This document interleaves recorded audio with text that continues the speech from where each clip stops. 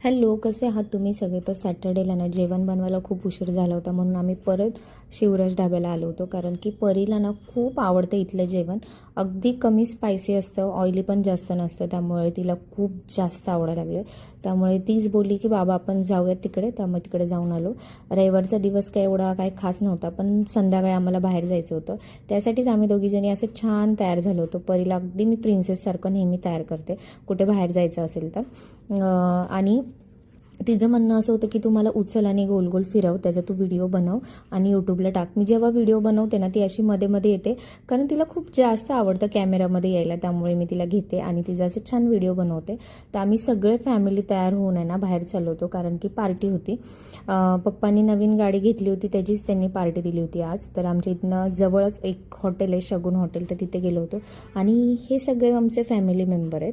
तर या दोघींना ना एक कोपरा देऊन टाकला, कारण की या सकाळपासून भेटल्या नव्हत्या एकमेकींना. खूप साऱ्या गप्पा राहिल्या होत्या बरं का ह्यांच्या. त्यामुळे त्यांना असा छान एक कोना देऊन टाकला. त्यांना जेवायला गप्पा मारायला एक सेपरेट जागा दिली त्यांच्यासाठी. तर हिची बडबड चालली होती की आम्ही असं केलं तसं केलं, व्हिडिओमध्ये मी सांगते असं करते तसं करते. त्यामुळे तिने कॅमेरा घेतला आणि तिची बडबड चालू केली. तर नेहमी आम्ही जेव्हा कधी येतो ना इथे पप्पांसोबत, तर खाऊन खाऊन एवढं पोट दुखतं ना का ते मी तुम्हाला सांगते.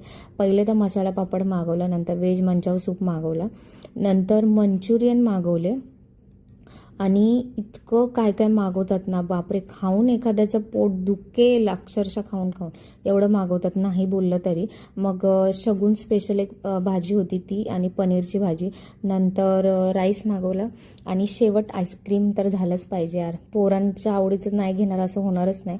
सो असा होता आजचा दिवस. चला भेटूया नेक्स्ट